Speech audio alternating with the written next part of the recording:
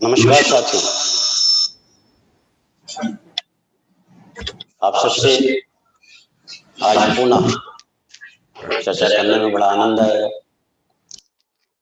हमें उम्मीद है कि हम लोग इस तरीके से लगातार जब चर्चा में जुड़े हुए हैं तो हम सब कुछ ना कुछ सीख रहे हैं और आगे कुछ लोगों को सिखा भी रहे हैं। सीखना और सिखाना ये एक पद्धति है और इसी पद्धति को क्रमशः हम लोगों को निरंतर इसके लिए काम करना है। दोस्तों, पीछे जब हमने आपसे बातचीत की थी तो उसमें हमने एक बात की थी कि कानपुर में ठग्गुमल मिष्ठान के बारे में, जिनकी 125 साल पुरानी दुकान और आज उनके यहाँ प्रतिदिन 700 ग्राहक, मैकडोनल्ड के बारे में बात की थी। उनसे बहुत बाद में शुरू होती है और लगभग 1 करोड़ ग्राहक पर डे उनके काउंटर पर आते। ये नेटवर्क की खूबी है। जिसके पास जितना बड़ा नेटवर्क होगा वो उतने बड़े साम्राज्य का मालिक होगा। ये ऐसा नहीं कि आज है, सदियों से चलता आ रहा है। इसके रूप अलग अलग है। छोटे क्षेत्रफल का राजा, उससे बड़े क्षेत्रफल का राजा, और फिर सम्राट उसे बनाया जाता था जिसके पास बहुत सारे राजाओं का समूह होता था। यानी कि अगर इसे देखें तो ये सदियों से चला आ रहा है कि आपके पास कितना बड़ा नेटवर्क है और जिसके पास जितना बड़ा नेटवर्क है उसके पास उतना बड़ा सम्मान है और उसके पास उतनी बड़ी प्रतिष्ठा के साथ साथ उतनी बड़ी शक्ति है। और आज उसी क्रम में आगे बढ़ते हुए सब्जेक्ट है हमारा कि हम सफल क्यों नहीं होते। आइए उसी क्रम में आगे बढ़ते हैं।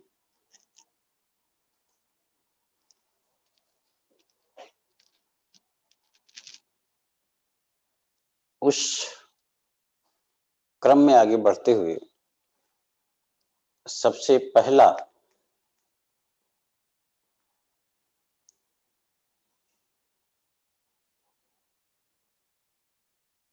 जो विषय है, हम सफल क्यों नहीं होते के क्रम में, अपनी औकात से ज्यादा काम करो। अपनी औकात से ज्यादा काम करने का तात्पर्य है कि जब भी कोई व्यक्ति, कोई भी बच्चा, कोई भी खिलाड़ी, कोई भी कलाकार, कोई भी संगठन अपनी शक्ति से ज्यादा अपने कार्य को करने की कोशिश करता है, तरहीज देता है, तो उसका जो प्रतिफल है वो औरों से हटकर होता है। एक क्लास में बहुत सारे बच्चे पढ़ते हैं, लेकिन जो टॉपर होता है वो निश्चित है कि उन सभी बच्चों से कहीं अधिक काम करता है। इसी क्रम में हमने पीछे ही बताया था कि अवेयरनेस में रिजेक्शन नहीं होते, बल्कि रिजेक्शन से अवेयरनेस होता है। इस बात को समझने की कोशिश कीजिएगा कि जब भी आप किसी को प्लान देते हैं, जब भी आप किसी से बात करते हैं, तो ये तय है कि सभी लोग आपके प्रति उत्तरदायी नहीं होते। इस कारण आपके प्लान में रिजेक्शन आता है और अगर ये लगातार जारी रहता है तो रिजेक्शन से अवेयरनेस आते हैं। यानी कि अगर आप अपने क्रम में लगातार बढ़ते रहते हैं, रिजेक्शन रिजेक्शन रिजेक्शन, यानी ना ना ना ना, फिर हाँ, ये पद्धति है, ये रूल है, ये कानून है, ये संविधान है। कुछ लोग नर्वस हो जाते हैं जैसे ही उनके जीवन में या जैसे ही उनके किसी कार्य में रिजेक्शन आता है तो उनमें नर्वस यानी निराशा कुंठा हो जाती है, क्योंकि उनको ऐसा लगता है कि लोग मुझे रिजेक्ट कर रहे हैं। मैंने पीछे ही बताया था और इसके संदर्भ में इस पर बहुत विस्तार से बात हुई थी कि कभी भी किसी व्यक्ति का प्रस्ताव रिजेक्ट होता है, व्यक्ति रिजेक्ट नहीं होता। जब भी आप किसी को प्लान देने जाते हैं, जब भी आप किसी को बात बताने जाते हैं, तो आपकी बात को, आपके प्रस्ताव को रिजेक्ट किया जाता है, ना कि आपको रिजेक्ट किया जाता है। कुछ लोगों के लिए कोई बात नहीं, अगर उनके पास रिजेक्शन आता है तो उसको बहुत गंभीरता से नहीं लेते, क्योंकि वो जानते हैं कि इसका फार्मूला ही यही है, इसी फार्मूले के आधार पर कामयाबी मिलती है, इसलिए उन पर इसका कोई प्रभाव नहीं पड़ता। और कुछ लोग रिजेक्शन के बाद भी खुश रहते हैं। जो लोग रिजेक्शन के बाद खुश रहते हैं, आप ये समझ लो कि उनको पता है कि इस कार्य में, इस काम में, इस पे निरंतर आगे बढ़ने के लिए ये इसकी एक पद्धति है। Yes yes yes, no no no. कोई नो कहे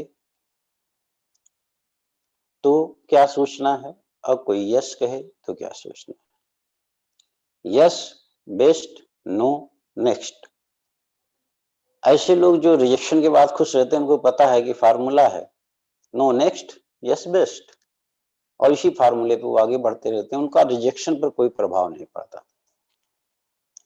हमारी चर्चा आज इसी बात पर है कि रिजेक्शन के बाद खुश रहा जाता है, कैसे रहा जाता है। आप समझिए इस बात को। मैंने पीछे भी कहा था कि जब भी आप इस काम को शुरू करते हो, तो इस काम को शुरू करने के लिए आपको ये मानना होगा कि ये जो कार्य है इसका एक फार्मूला है, इसकी एक पद्धति है, और इस पद्धति में कामयाबी का फार्मूला ही है कि उस कामयाबी पे जाने के लिए आपको नो लेना पड़ेगा, और जितनी बार आप नो लेते जाएंगे आप महारथी बनते जाएंगे, और इस नो पर आपके व्यक्तिगत जीवन पर किसी प्रकार का कोई प्रभाव नहीं पड़ना चाहिए।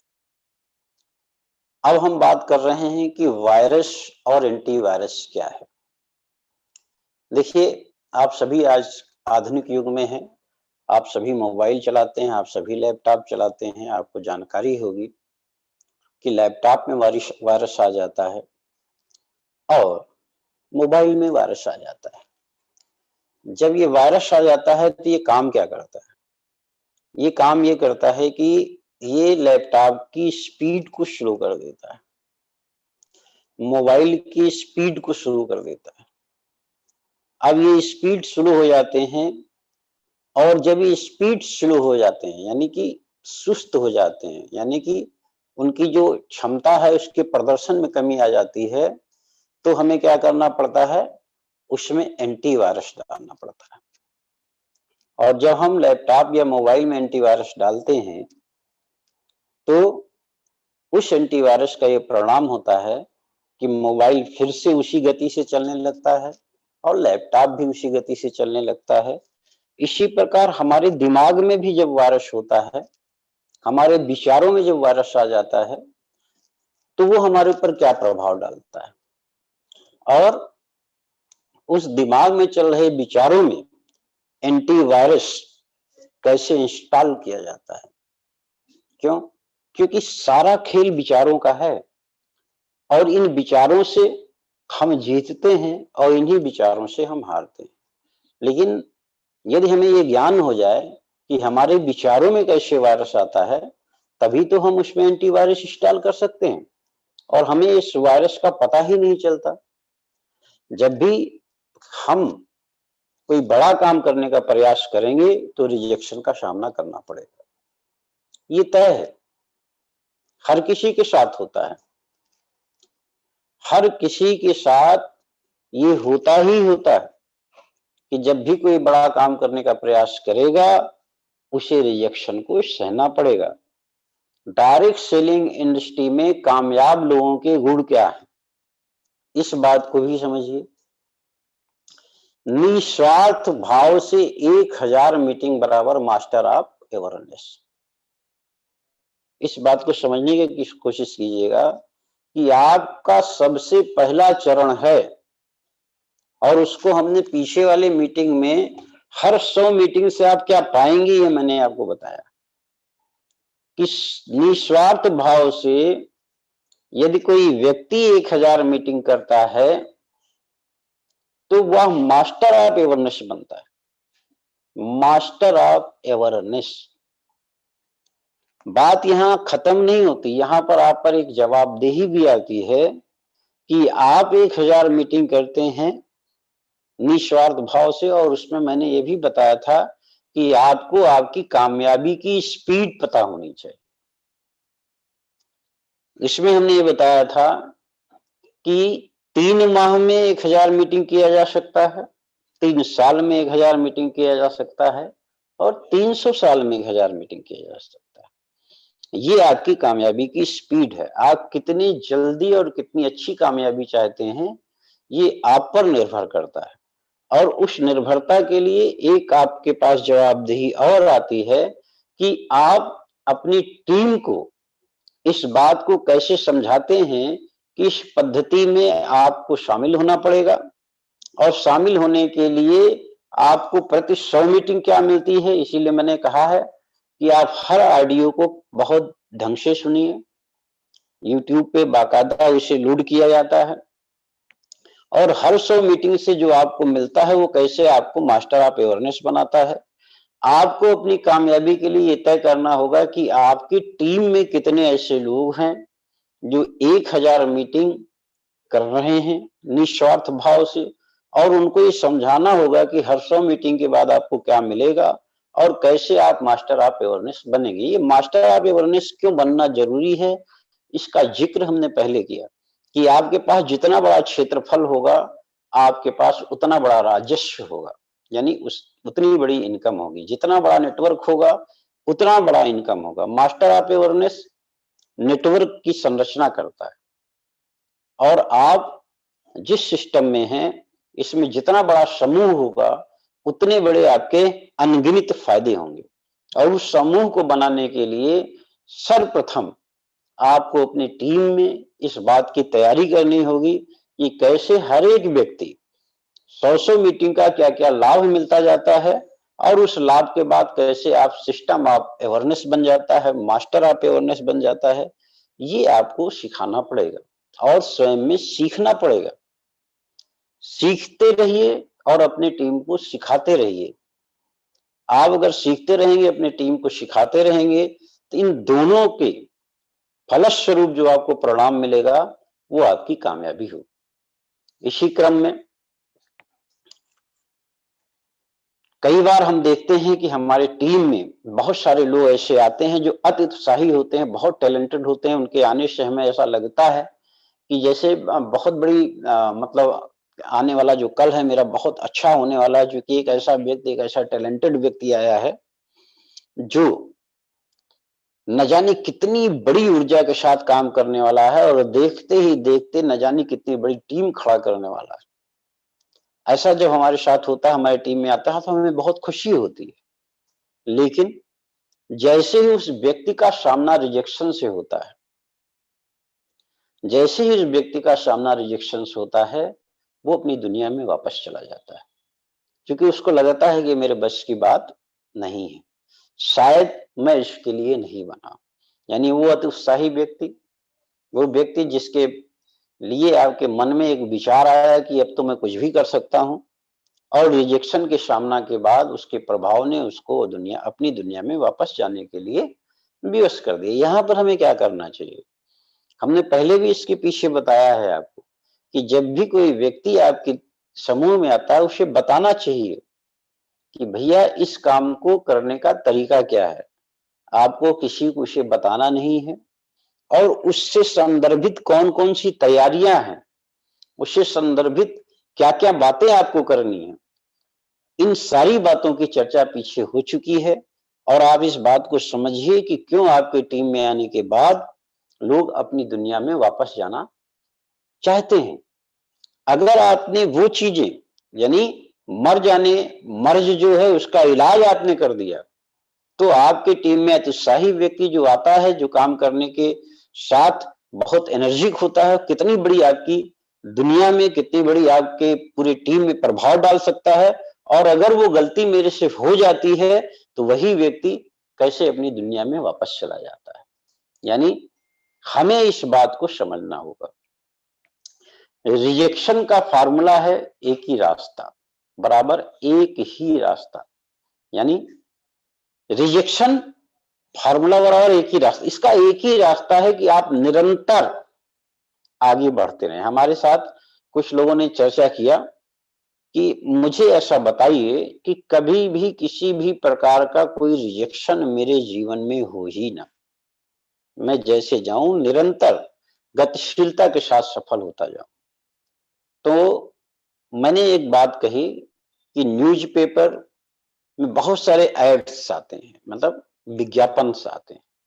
उस विज्ञापन में बहुत सारी वस्तुओं के विज्ञापन होते हैं। एक काम कीजिए कि न्यूज़पेपर में जितने प्रकार के विज्ञापन आते हैं, सारे सामानों को आप खरीद लीजिए। रास्ते में पड़ने वाली जितनी दुकानें पड़ती हैं, हर दुकान से आप कुछ ना कुछ खरीद लीजिए। लारी है, ठेला है, टीवी पर विज्ञापन आते हैं, होल्डिंग पर विज्ञापन आते हैं, जितने भी प्रकार का आप विज्ञापन देखते हैं, हर विज्ञापन के आधार पर कुछ ना कुछ आप ले लीजिए। उन्होंने कहा ये संभव नहीं है। हमने कहा ये संभव नहीं है, तो यही औसत का नियम आपके साथ भी है। जब आप सारी चीजें नहीं कर सकते, सभी की वस्तुएं नहीं खरीद सकते, हर न्यूज़पेपर पे छपने वाले विज्ञापन की वस्तुओं को नहीं खरीद सकते, रास्ते पे पड़ने वाली हर दुकानों के सामानों को खरीद नहीं सकते, हर लारी हर ठेला पे बिकने वाले सामानों को खरीद नहीं सकते, हर टीवी पर आने वाले विज्ञापनों को खरीद नहीं सकते, हर होल्डिंग पर होने वाले विज्ञापनों को, जिस पर वस्तुएं हैं उसको नहीं खरीद सकते। इसका मतलब कि ये एक पद्धति है और लोग अपना काम करते रहते हैं। उनको भी पता है कि हर एक व्यक्ति हमारे साथ नहीं है, ऐसे आपको भी पता होना चाहिए कि हर एक व्यक्ति आपके पास नहीं आएगा। इसका मतलब तय है कि इस फार्मूले में रिजेक्शन होना है और निरंतर आगे बढ़ने के लिए आपको rejection rejection rejection rejection rejection का सामना करते हुए आगे बढ़ते जाएंगे और एक दिन आप मास्टर ऑफ अवेयरनेस बन जाएंगे। व्यापार की परिभाषा सीखनी पड़ेगी। व्यापार की परिभाषा है क्या, है ना? इसलिए कहते हैं कि अवेयरनेस में रिजेक्शन नहीं होता, रिजेक्शन में अवेयरनेस होता है। व्यापार की परिभाषा है। व्यापार की परिभाषा में व्यापारी जो है उसे अपने व्यापार की पद्धति पता होता है। वो जानता है कि जिस दुकान को हम खोलकर बैठे हैं, यहाँ पर आने जाने वाला हर एक व्यक्ति हमारी वस्तुओं को नहीं खरीदेगा, लेकिन उसके बाद भी हमारी दुकान नंबर 1 बनेगी। ठीक उसी प्रकार आप भी ये जान लीजिए कि आप विचारों को बेचने वाले व्यक्ति हैं। आप हर एक व्यक्ति के पास जब जाते हैं तो ये तय है कि हर एक व्यक्ति आपका साथी नहीं बनेगा, किंतु अगर आप निरंतर जाते रहेंगे तो उसी में से बहुत सारे लोग आपके साथी बनते चले जाएंगे। वायरस हमने पहले ही बताया कि लैपटॉप की स्पीड धीमी है ना। एंटीवायरस का मतलब है कि लैपटॉप में जब एंटीवायरस पड़ गया तो वापस वो अपनी गतिशीलता के साथ काम करने लगता है। अवेयरनेस में रिजेक्शन बराबर वायरस। मेरा तात्पर्य है कि जब आपका रिजेक्शन होता है तो आपके विचारों में वायरस आने लगता है और वो वायरस आप पर क्या क्या प्रभाव डालता है ना, हमें मालूम ही नहीं पड़ता। हमें मालूम ही नहीं पड़ता कि कब हमारे विचारों में वायरस प्रवेश कर गया। लेकिन उसके लक्षण क्या होते हैं, वायरस के लक्षण क्या है, कैसे हमको पता चलता है कि ये वायरस हमारे विचारों में आ चुका है? तो सबसे पहले आप जानिए कि नकारात्मक विचार आने लगते हैं। जब आपके विचारों में वायरस आ जाते हैं तो आपकी सोच निगेटिव हो जाती है और निगेटिव सोच होने की वजह से आपकी गतिशीलता में कमी आ जाती है। और निगेटिव सोच के बारे में हम आपको बताएं तो कई हजार गुना तेजी के साथ ये पॉजिटिव सोच की अपेक्षा चलता है। तो जैसे ही आपके विचारों में वायरस आता है, निगेटिव सोच जो है, यानी नकारात्मक विचार आने लगते हैं। दूसरा पहलू आलस्य आने लगता है। आप जब भी किसी को आगे बढ़ने के लिए अपने कार्य के प्रति जब आप निकलने का प्रयास करते हैं, तो आपके मन में, आपके विचारों में एक भय आ जाता है। फिर आप ये सोचने लगते हैं कि चलो थोड़ी देर बाद इसे कर लेंगे, अच्छा इसके बाद इसे कर लेंगे, इसके बाद कर लेंगे, और बाद में कर लेंगे। यानी फिर क्या होता है कि जैसे वायरस आता है वो अपना असर दिखाने लगता है। नकारात्मक विचार आ जाते हैं, आलस्य आने लगते हैं, साथ में हम अपनी किस्मत को कोसने लगते हैं। क्योंकि अब वायरस आ चुका है, तो वायरस कौन कौन सी धारणा आपके भीतर पैदा कर रहा है, कैसे आप अपनी किस्मत को कोसने लगते हैं कि यार ऐसा मेरे साथ ही क्यों होता है, मैं ही इसके लिए क्यों जिम्मेदार होता हूं, दुनिया में और लोगों के पास तो इस तरीके की कोई प्रॉब्लम नहीं है। ऐसे तमाम विचार, ऐसे तमाम चीजें जो आपको असफल करने वाली हैं, उनका घेराबंदी होने लगता है, और उस घेराबंदी में हम अपनी किस्मत को भी कोसने लगते हैं। हम अपने मार्गदर्शक से दूर हो जाते हैं। मार्गदर्शक मीन्स इस समूह में जब हम आते हैं, तो कोई ना कोई व्यक्ति ऐसा होता है जो हमारे पास सकारात्मक विचारों को हमारे साथ प्लानिंग करने में, हमारे साथ हमारे सपनों को सफल करने में बहुत सारी भूमिका अदा करता है। अब क्या होता है कि जैसे हमारा रिजेक्शन होता है, तो मुझे लगता है कि अब मेरा जो ये मार्गदर्शक है, मैं इसे क्या जवाब दूंगा, कैसे हम आलस्य की ओर घिर गए हैं, कैसे नकारात्मक विचारों से घिर गए हैं। तो मेरी कोशिश होती है कि हे भगवान, मेरी उससे मुलाकात ना हो, कैसे हम उससे बच लें। हम सीखने से दूर हो जाते हैं। अब होता ये क्या है कि सीखना एक पद्धति है, निरंतर हमें सीखना चाहिए। लेकिन इस वायरस ने हमें कहां-कहां से कैसे-कैसे ग्रसित किया। हमारा सीखना कम हो जाता है, हम अपने मार्गदर्शक से बचने लगते हैं कि अगर उसके पास जाएंगे तो जवाबदेही है, उसका जवाब क्या होगा। और दिमाग में ये भी आता है कि सीखने से होगा क्या, मैं निरंतर सीख रहा हूं लेकिन परिणाम तो मिल नहीं रहा, मेरा रिजेक्शन हो रहा है। तो ऐसे ऐसे में सीखने से क्या होगा।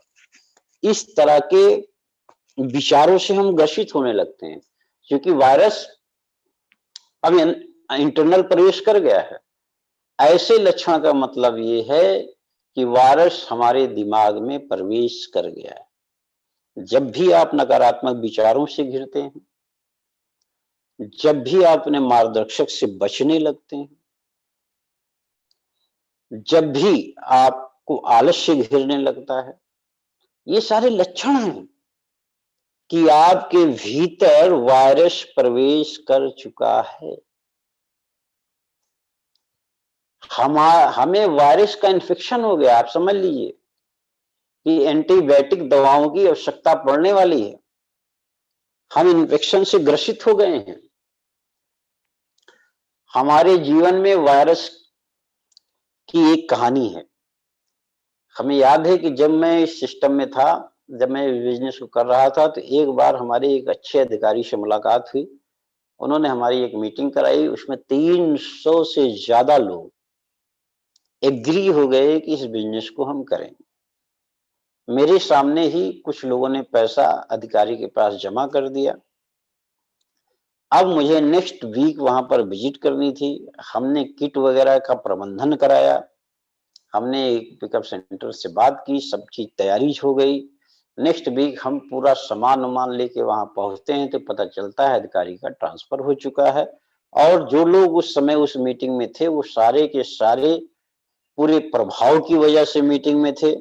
और जैसे अधिकारी का ट्रांसफर हुआ, सब लोगों ने एक साथ मना कर दिया।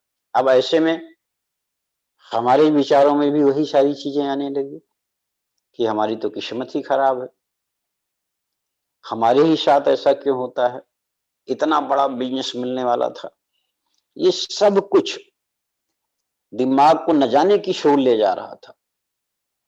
अपने अंदर की शक्ति खत्म हो रही थी, और ऐसा लग रहा था कि शायद ये मेरे बस की बात नहीं। लेकिन क्योंकि हमें वायरस की पहचान थी, मुझे पता था कि अब मेरी स्पीड स्लो हो चुकी है, इन तमाम तरह के विचारों ने मुझ पर ग्रहण की तरह हमला कर दिया है और इससे मुझे बचना होगा। और मेरा एक ही फार्मूला था कि जो कुछ होता है अच्छे के लिए होता है। कोई यस कहे तो बेस्ट और कोई नो कहे तो नेक्स्ट। क्योंकि वो सारे लोग दबाव की वजह से सिस्टम में आना चाहते थे।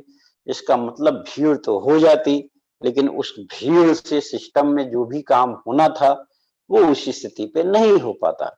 अच्छे के लिए हुआ और धीरे धीरे जो संगठन बना उसमें अच्छे लोग आने लगे, अच्छी टीम बनी और परिणाम आया। तो ये आप मान के चलो कि नकारात्मक विचार जब भी आते हैं वो आपको इस बात का इशारा कर रहे हैं कि आपको ऊर्जा लेने की आवश्यकता है। आपके अंदर एंटीवायरस आपके विचारों में डालने की का समय आ गया है। अब जब भी परेशानी आएगी तो जब परेशानी आएगी तो आपका मन होगा कि हम काम को छोड़ दें। क्यों? क्योंकि परेशानी ही आपकी सफलता का मार्ग है। लेकिन हम कई बार परेशानी के सामने नतमस्तक हो जाते हैं। हमें समझना होगा कि अब हमें एंटीवायरस लेने की आवश्यकता है। और एंटीवायरस कैसे लिया जाता है? एंटीवायरस है क्या? एंटीवायरस के लिए हमें क्या करना पड़ेगा? तो एंटीवायरस का मतलब है कि आपको किताबों के बीच जाना पड़ेगा, सकारात्मक किताबों को आपको पढ़ना पड़ेगा। ये सकारात्मक किताब होते हैं जो हमारे विचारों पर इस तरह के दूर जो कहते हैं कि ग्रसित विचार है उसके लिए एंटीवायरस का काम करने लगता है।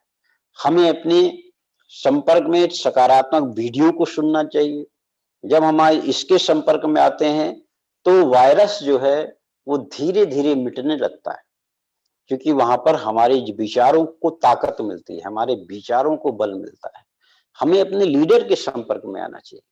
जब हम अपने लीडर के संपर्क में आते हैं तो उससे जब हमारी चर्चा होती है तो वो हमें बताता है कि कहाँ कहाँ कौन कौन सी गलती हो रही है और उस गलती से कैसे हमें निपटना है, कैसे हम उससे आगे बढ़ेंगे।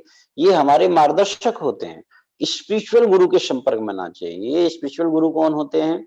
जिनका आवरा, जिनका आभा मंडल बहुत ही प्रभावकारी होता है।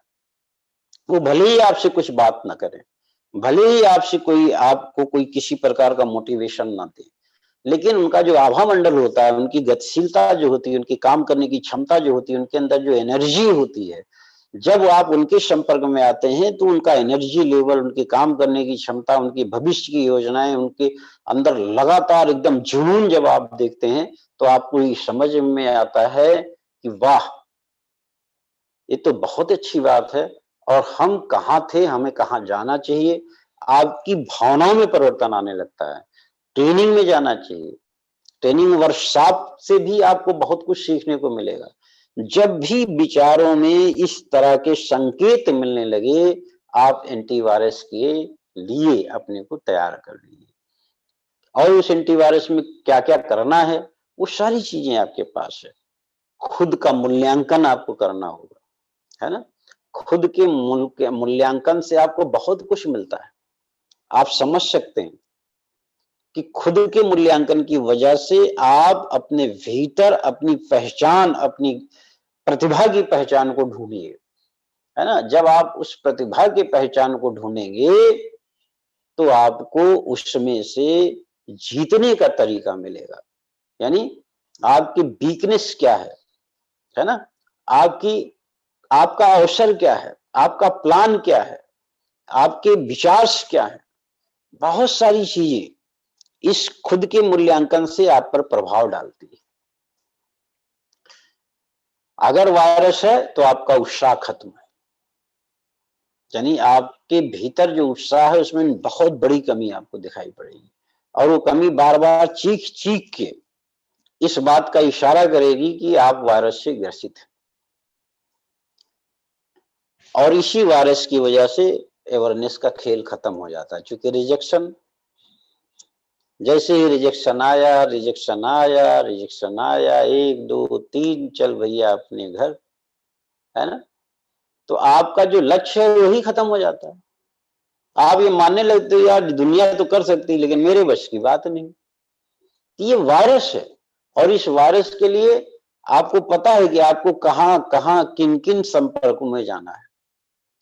आखिर जब आपकी एनर्जी लो होती है, जो आपके भीतर आपकी क्षमताओं की कमी का एहसास होने लगता है ना, तब आप क्यों नहीं समझ पाते कि भैया कुछ तो है, कहीं ना कहीं तो कोई चीज है, कैसे उसे हम खोजेंगे, है ना। और जैसे ही आप उसे खोजने की कोशिश करने लगते हैं, आपके भीतर परिवर्तन आने लगता है। वायरस की बहुत बड़ी कहानी है। आपको जब कोई आपका मार्गदर्शक, आपका लीडर आपको फोन करेगा ना, ये जो वायरस होता है ये कैसे कैसे बचाव करता है। वायरस क्या बचाव करेगा कि जब आपकी लीडर्स, आपके अपलाइन आपको फोन करेंगे तो आपके भीतर वो वायरस जो प्रवेश है तो क्या कराएगा आपसे, वो वही फोन उठा के आपकी पत्नी को या आपके चाहने वालों को दे देगा और आप उसे इशारा कहेंगे कि बता दीजिए कि ये फोन चार्ज पे लगा हुआ है, वो तो यहां पर है नहीं, है ना। ये वायरस है। फिर आप क्या होगा कि अगर एक दो बार तीन बार फोन आएगा आपके पास तो भी आप हर तरह से छोटे बहाने, बड़े बहाने, इससे बड़े बहाने, कभी तो आप यहां तक कह देंगे कि भाई मेरा कोई रिश्तेदार है, मुझे वहां जाना है, या यहाँ ये घटना घट गई, या ऐसा हो गया। ये सब वायरस की पहचान है। यहां तक मैंने देखा है कि आपका जो कहते हैं कि जो आपका शुभचिंतक है, जो आपकी गति, आपकी प्रगतिशीलता चाहता है, उसका जब फोन जाता है तो कई बार आप उसके फोन से बचने लगते हो, क्योंकि जवाबदेही पे जब बातचीत होगी तो आप एकदम घबरा जाते हो। और उस जवाबदेही से बचने के लिए ये वायरस ही ऐसा घेरे होता है। कई बार आप ऐसा करते हो जिस पर आप स्वयं से जब बात करते हो तो आपको अच्छा नहीं लगता, आप अपनी पत्नी को फोन दे दोगे, आपके पास फोन जाएगा, आपके आपके उसमें पड़ा रहेगा, आपको पता है कि ये हमारे गुरु का फोन आया है, हमारे मार्गदर्शक का फोन आया है, आप इसे देखोगे लेकिन कॉल बैक नहीं करोगे। कॉल बैक इसलिए नहीं करोगे कि अभी आप तैयार नहीं, आप आलस से घिरे हुए हैं, आप नकारात्मक विचारों से घिरे हुए हैं। एक दिन, दो दिन, तीन दिन बीत जाता है तो भी आप संपर्क में नहीं आते। और अगर आप संपर्क में नहीं आएंगे तो आपको एंटीवायरस मिलेगा कैसे? ऐसा होता है। आप कितना टालने का प्रयास करते हैं। ये जो टालना है, ये जो अपने आप को बचाना है, ये जो आपके पास फोन जाते हैं, उस फोन से जब आप अपने आप को बचाने लगते हैं, ये सब वायरस है जो आपके असफलता के लिए आपके दरवाजे पे आके खड़ा हो गया, आपसे गले मिल रहा है। उसको पता है कि जैसे ही आप स्पिरिचुअल गुरु के संपर्क में जाएंगे, मार्गदर्शक के संपर्क में जाएंगे, वीडियोज के संपर्क में जाएंगे, किताबों के संपर्क में जाएंगे, आप बदलने लगेंगे। इसीलिए आप बदल न जाएं, वो आपको घेरे रहता है। तो उससे आपको निकलना होगा। वर्क बराबर रिजल्ट। किसी भी काम का परिणाम, यानी जब भी आप कोई काम कर रहे हैं उसके परिणाम क्या है, इस पर आपको इसकी एक थ्योरी है। एक बच्चा बहुत मेहनत करे, एक ही क्लास में दूसरा भी बच्चा है जो बिल्कुल मेहनत नहीं करता, लेकिन जब रिजल्ट आता है तो जो मेहनत करने वाला बच्चा है वो फेल हो जाता है, और जो मेहनत नहीं कर रहा है आपकी निगाह में वो पास हो जाता है। तो जिंदगी में परिवर्तन किसके आया, मेहनत करने वाले का या परिणाम का? एक सांसद का इलेक्शन होता है।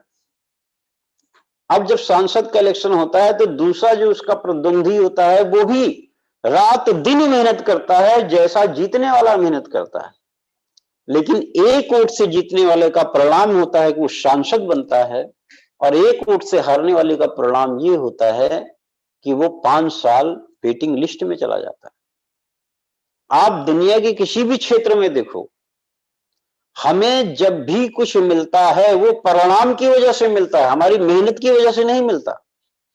आप प्राइवेट, अभी देखिए आज की एक न्यूज है कि बैंक में सबसे पहले बैंक की सर्विस को ये माना जाता था कि बहुत सुरक्षित सर्विस है। आज बैंक में लोगों को वायरस दिलाया जा रहा है, क्या नाम है, बैंक में लोगों को, बैंक की लोगों की छटनी की जा रही है कि भाई 30 साल हो गया तो इनको कैसे इनको निकाला जाए, ये 25 साल हैं तो इनको कैसे जो है वीआरएस दिला दिया जाए, है ना।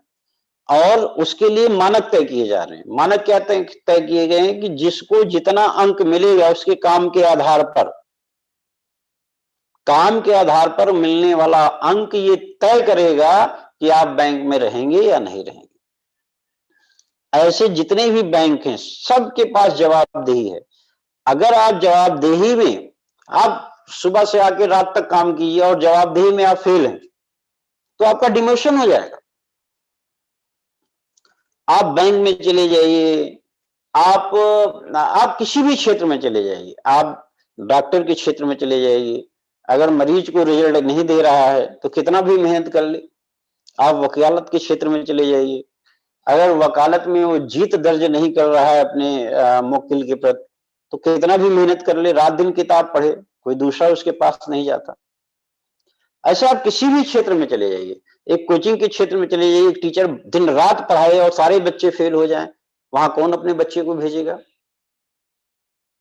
आप किसी भी क्षेत्र में चले जाइए, हर क्षेत्र में परिणाम को रिजल्ट मिलता है, यानी परिणाम जो होता है, रिजल्ट जो होता है, उसी के आधार पर यह तय होता है कि आपकी गतिशीलता क्या है। यदि रिजल्ट नहीं है तो कोई भी संस्था इस देश में, पूरी दुनिया में आपकी काबिलियत पर भरोसा नहीं करती। इसलिए रिजल्ट ओरिएंटेड बनना है, और इस रिजल्ट ओरिएंटेड बनने के लिए आपको क्या करना चाहिए कि आपको अपने काम को प्रतिदिन से जोड़ना होगा और उस प्रतिदिन में एक रिजल्ट चार्ट बनाना होगा कि आज मैंने दिन में इतना काम किया बराबर ये रिजल्ट, ये परिणाम। और जैसे आप अपने दिन को इस तरीके के परिणाम में संजोने लगेंगे, यानी कि दिन बराबर परिणाम, हर दिन को आप परिणाम से बांधना शुरू कर दें, हर दिन का हिसाब किताब करना शुरू कर दें। अगर हर दिन का हिसाब किताब आप शुरू कर देते हैं, अपने वर्ग का यानी अपने काम की समीक्षा करने लगते हैं, और ये अगर आपने अपने जीवन में केवल साल भर कर लिया कि प्रतिदिन आपके काम का रिजल्ट क्या है, अगर आपने साल भर ऐसा कर लिया तो दुनिया में आपकी ग्रोथ का पीछा कोई नहीं कर सकता। लेकिन मैंने अक्सर देखा है कि लोग ये कहते हैं कि मैं निरंतर प्रयास कर रहा हूं, मेरे प्रयास में कोई कमी नहीं है, मेरे मेहनत में कोई कमी नहीं है, मैं तो कर रहा हूं, है ना। लेकिन मेरे भाई, अगर परिणाम नहीं है तो कौन से क्षेत्र में आपकी सफलता को तय किया जाएगा। आप किसी भी जाइए, आप रेस्टोरेंट में काम कीजिए, आपके काम की वजह से अगर ग्राहकों को लगातार ग्राहकों की संख्या, ग्राहकों की वृद्धि नहीं हो रही तो वहां आपका परिणाम ड्राइव खत्म है। आप इंश्योरेंस के क्षेत्र में चले जाइए, आप बैंक के क्षेत्र में चले जाइए, आप नेतागिरी के क्षेत्र में चले जाइए, आप वकालत के क्षेत्र में चले जाइए, आप इंजीनियरिंग के क्षेत्र में चले जाइए, आप दुनिया के किसी भी क्षेत्र में चले जाइए, हर क्षेत्र में मेहनत को किनारे किया जाता है, परिणाम को आगे किया जाता है। परिणाम, आप मेहनत तो कर रहे हैं, आप किसी से कहिए कि मैं साल भर से मेहनत कर रहा हूं लेकिन मैंने नींव नहीं भरिया, यानी हम जो न्यू है या जो हमको काम दिया गया है उसकी गतिशीलता में कोई परिवर्तन नहीं आया, लेकिन मेरे काम, मेरी मेहनत में कोई कमी नहीं है। आप सोचो कौन सी संस्था है जो आपके साथ काम करने को तैयार है। इसीलिए मेरे दोस्तों, मेरे भाइयों, प्रतिदिन की समीक्षा करना जिस दिन आप सीख जाएंगे, हर दिन की समीक्षा करना सीख जाएंगे कि इस पूरे दिन में हमें क्या मिला, हर दिन में हमें क्या मिल रहा है, जिस दिन ये समीक्षा करना आप सीखते जाएंगे और अपने दिन का हिसाब करना सीख जाएंगे, उस दिन आपकी ग्रोथ और आपकी सक्सेस का पीछा कोई नहीं कर पाएगा। लेकिन आप चेक कीजिए, आप अपने आप से पूछिए कि सोमवार कैसे बीतता है, मंगलवार कैसे बीतता है, बुधवार कैसे बीतता है, बृहस्पतिवार कैसे बीतता है, शुक्रवार कैसे बीतता है, और ये बीतता चला जाता है। और इस बीतते हुए हर क्षण में क्या आप अपनी समीक्षा कर रहे हो? और ये समय क्या रुक रहा है? और यदि आप समीक्षा अपने आप का नहीं कर रहे हो, तो क्या आप जिस काम के, जिन सपनों को, जिन इरादों के साथ आप अपनी जिंदगी को आगे बढ़ाना चाहते हैं, क्या उस पर किसी भी प्रकार का कोई प्रभाव आएगा? इसीलिए हम कहते हैं कि जिंदगी है तो सपने हैं, सपने हैं तो मंजिलें हैं, मंजिलें हैं तो फासले हैं, फासले हैं तो रास्ते हैं, रास्ते हैं तो मुश्किलें हैं, और मुश्किलें हैं तो हौसला है, हौसला है तो विश्वास है, क्योंकि डायरेक्ट सेलर कभी हार नहीं मानता। डायरेक्ट सेलर बराबर फाइटर, फाइटर, फाइटर। मेरे दोस्त, इस बात को समझने की कोशिश कीजिएगा। सफलता और असफलता, इस पर मैं आपको एक छोटी सी आपके साथ चर्चा करने जा रहा हूं। देखिए, हमारे जीवन की पद्धति क्या है। कई बार हमारे मन में अगर कोई काम करने की इच्छा नहीं हो रही है, तो हम उस काम को नहीं करते। यानी मन हमारे जीवन में बहुत प्रभावशाली है। मन के हिसाब से तन, तन के हिसाब से इच्छा। यानी जब कोई मन हमारा करता है तो हम उस काम को जब करने के लिए अपने तन को आदेश देते हैं, है ना? और जब हम तन को आदेश देते हैं तो हमारी इच्छा जो बनी हुई है उसके प्रति हमारा मेल मिलाप होता है। ये जो मन है, वास्तव में इसका नेचर क्या है? मन का वास्तव में नेचर ये है कि मन सदैव नीचे की ओर गिराता है। मन जो है सदैव नीचे की ओर गिराता है। गुरुत्वाकर्षण की तरह मन भी है, ये खींचता है। किस तरफ खींचता है? नीचे की ओर खींचता है। अभी आपको किसी चीज को ऊपर फेंकना हो तो आपको ताकत लगानी पड़ेगी, लेकिन ऊपर से किसी चीज को गिराना है तो कोई ताकत लगानी पड़ेगी। क्यों? क्योंकि गुरुत्वाकर्षण से खींच लेगा। ऐसे मन है।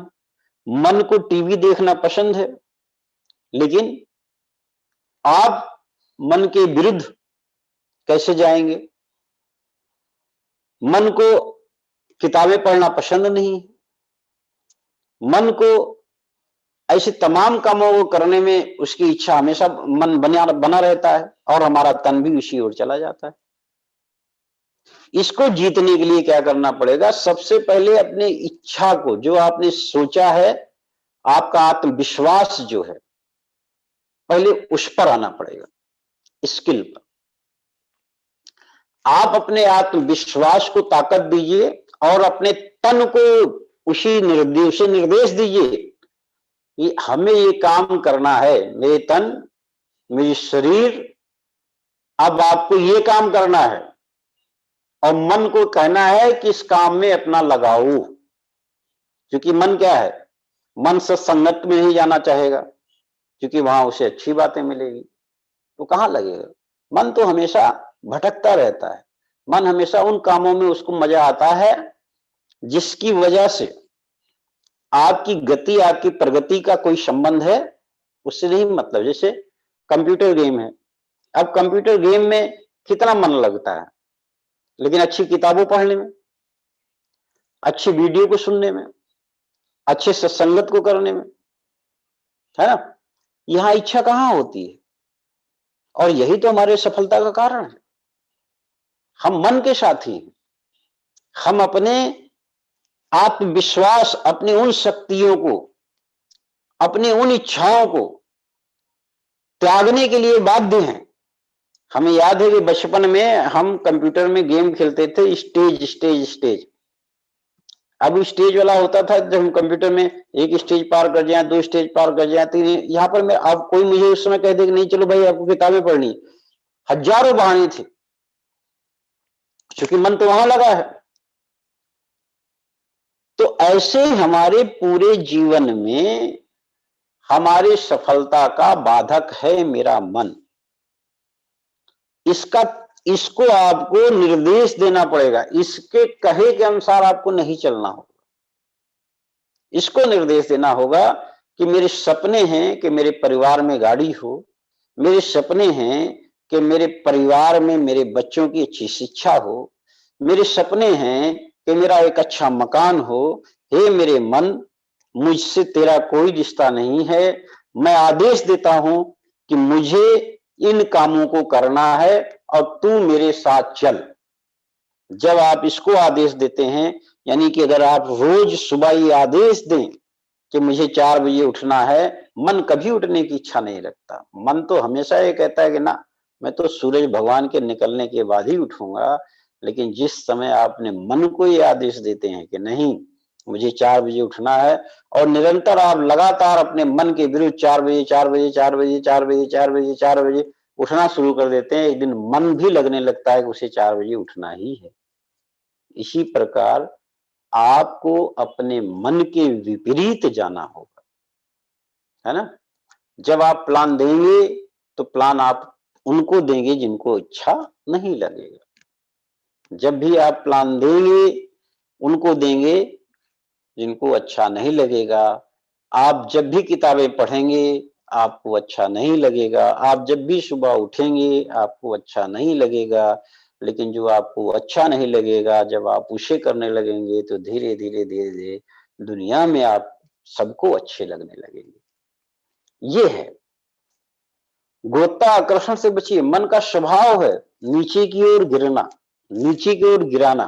गुरुत्वाकर्षण उसे खींचता रहता है, और जिस दिन आप उसके विरुद्ध काम करना शुरू कर देते हैं, आपकी सफलता के मार्ग प्रशस्त होने लगते हैं। मैं आपसे दूसरी बात करना चाहता हूं, एथिक। एथिक क्या है, सिद्धांत क्या है ना। सिद्धांत है, आप देखो गीता के बारे में। गीता जो है ईश्वर की वाणी। ईश्वर ने गीता की संरचना में जो कुछ भी कहा वो लिपिबद्ध हो गया।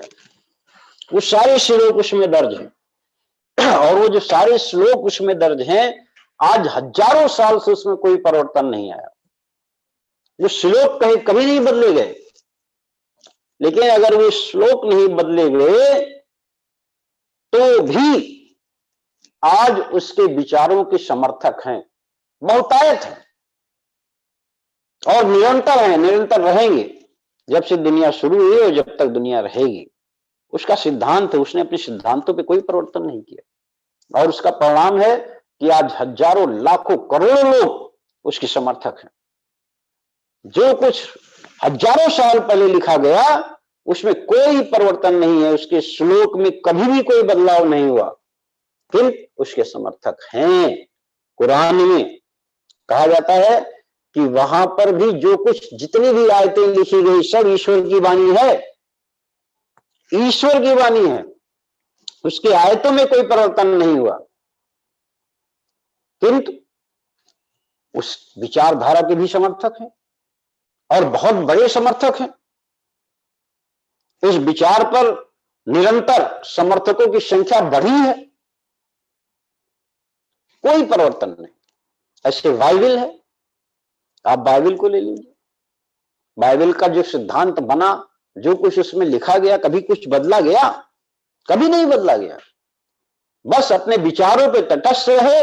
इसी नाते उस तटस्थ विचारों पर निरंतर समर्थकों की संख्या बढ़ी। इसी तरीके से गुरु ग्रंथ है, आप गुरु ग्रंथ को ले लीजिए। जो कुछ उस संरचना में लिख दिया गया, कभी उसमें आप बताओ किसी समर्थक ने कहा कि गुरु ग्रंथ की ये चीजें हटा दो? किसी समर्थक ने कहा कि बाइबल की ये चीजें हटा दो? किसी समर्थक ने कहा कि कुरान की ये चीजें हटा दो? किसी समर्थक ने कहा कि गीता की ये चीजें हटा दो? ना, जो कुछ उसमें लिखा है उसके अनुसरण पर लोगों ने काम किया, और उसी अनुसरण पे बहुतायत विचारक, बहुतायत समर्थक आज उसके विचारों के मानने वाले हैं। चाहे वो गीता हो, चाहे कुरान हो, चाहे बाइबल हो, चाहे गुरु ग्रंथ हो। ये ठीक है, ये सिद्धांत है। ऐसे हमारे जीवन का अगर सिद्धांत बन गया है कि हम इस काम को करने जा रहे हैं, तो सिद्धांतों में कोई परिवर्तन मत कीजिए, आप निरंतर चलते रहिए। विचारधाराओं के प्रति समर्थक और समर्पण करने वाले लोग आपको मिलते जाएंगे। गांधी जी अकेले ही चले थे। उन्होंने देश को जब आजाद कराने के लिए अपने मन में एक बात सोची, तो वो केवल एक विचार था, लेकिन जब उस विचार के लिए उन्होंने क्रांति का काम शुरू किया और निरंतर आगे बढ़ने लगे, तो हजारों लाखों लोगों की भीड़ उनके पीछे इकट्ठा हो गई। इसीलिए आप अपने विचारों के प्रति हमेशा, आप अपने सिद्धांतों के प्रति हमेशा तटस्थ रहिए। जो आपने सोचा है, जिस भूमिका के लिए आप अपने आप को तैयार करते हैं, उसमें किसी प्रकार का कोई बदलाव नहीं होना चाहिए। और जब भी ऐसा आप करेंगे, और जब भी ऐसा हुआ है, उसका परिणाम हुआ है कि उन विचारों के हजारों लाखों करोड़ों समर्थक बने हैं, और उन करोड़ों समर्थक की वजह से वो विचार अमिट हैं। जब तक सूरज चांद रहेगा वो विचार जिंदा रहेंगे। ऐसे आपका एथिक होना चाहिए, आपका सिद्धांत होना चाहिए कि जिस विचार के प्रति आप समर्पित हैं, जिस विचार के आप समर्थक हैं, उस विचार को अपने जीवन का सिद्धांत बनाइए। दुनिया कुछ भी इधर उधर हो जाए, लेकिन आपके विचारों पर कोई परिवर्तन नहीं आना चाहिए। और अगर आप इतना तटस्थ रहेंगे, तो ये भी तय है कि आपके विचारों के समर्थक हजारों गुना, लाखों गुना, करोड़ों गुना बढ़ेंगे। ये अक्सर ऐसा नहीं है कि किसी मतलब कहीं से ऐसे ही कह दिया गया, इसके तमाम उदाहरण हैं। और तमाम लोग, तमाम तरह की इस विचारधाराओं के लोग हमारे आपके बीच हैं। इसीलिए मेरे दोस्तों, मैं आपसे कहता हूं कि आप इस बात को समझने का प्रयास कीजिए और अपने आप का एक सिद्धांत तैयार कीजिए। अपने दैनिक जीवन में दैनिक दिन का, हर एक दिन का हिसाब किताब करना सीख लीजिए। जिस दिन आप हर एक दिन का हिसाब किताब करना सीख लेंगे, आपके ग्रोथ की गति कोई रोक नहीं सकता। मैं आपसे एक बार फिर कहने जा रहा हूं, इस बात को आप समझने का प्रयास कीजिए कि मान लीजिए आपको मुंबई जाना है, मान लीजिए आपको दिल्ली जाना है, मान लीजिए आपको किसी स्टेशन पे जाना है ना? अब जब आपको किसी स्टेशन पे जाना है, आज की डेट में आप कौन सी सवारी पसंद करेंगे? एक सवारी है बैलगाड़ी की। फर्ज करो आपको दिल्ली जाना है लखनऊ से, तो क्या आप बैलगाड़ी से जाना पसंद करेंगे? एक सवारी उसके बाद आती है कि चलो भाई साइकिल से चलते हैं, तो क्या आप साइकिल से पसंद करेंगे? एक सवारी उसके बाद आती है कि चलो भाई रिक्शा मोटरसाइकिल से चलेंगे, क्या आप उसको पसंद करेंगे? एक सवारी फिर आपके जीवन में आती है कार की, क्या आप उसको पसंद करेंगे? एक सवारी आती है एक्सप्रेस ट्रेन की, क्या आप उसको पसंद करेंगे? दूसरी सवारी आती है जहाज की, हवाई जहाज। कौन सी गति से आप पहुंचना चाहते हैं सफलता की ओर, अपनी कामयाबी की ओर? ये आपको तय करना है। अगर आप बैलगाड़ी वाली गति चाहते हैं, तो भी ये आप पर निर्भर है। आप साइकिल वाली गति चाहते हैं, तो भी ये आप पर निर्भर है। अगर आप रिक्शे वाली गति चाहते हैं, तो भी ये आप पर निर्भर है। अगर आप मोटरसाइकिल वाली गति चाहते हैं, तो भी ये आप पर निर्भर है। अगर आप एक्सप्रेस ट्रेन वाली गति चाहते हैं, कार वाली गति चाहते हैं, ये आप पर निर्भर है। और अपनी सफलता के लिए हवाई जहाज वाली गति चाहते हैं, तो ये आप पर निर्भर है। इसीलिए मैंने कहा था कि मास्टर ऑफ अवेयरनेस आप कब बनना चाहते हैं? 3 महीने में बनना चाहते हैं, 3 साल में बनना चाहते हैं, या 300 साल में बनना चाहते हैं? आप इसको तय कीजिए, क्योंकि सफलता जो आपके जीवन में आनी है, उसकी स्पीड भी तो आपको तय करना है। और उस स्पीड के लिए आपको क्या काम करना है? 3 महीने चुनना है, 3 साल चुनना है, या 300 साल? क्योंकि हम लोग क्या काम करने जा रहे हैं?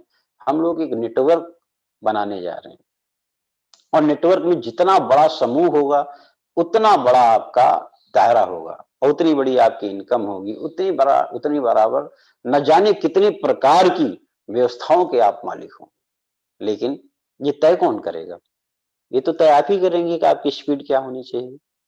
पीछे जो भी मीटिंग दी गई, उस मीटिंग में आपको ये बताया गया कि आपके ऊपर निर्भर है 3 माह, 3 साल, या 300 साल। इसी नाते मैं आपसे कह रहा हूं कि आप कितना 1000 मीटिंग आप कितने समय में कर लेते हैं और आपकी टीम के कितने लोग 1000 मीटिंग करने वाले तैयार हो जाते हैं।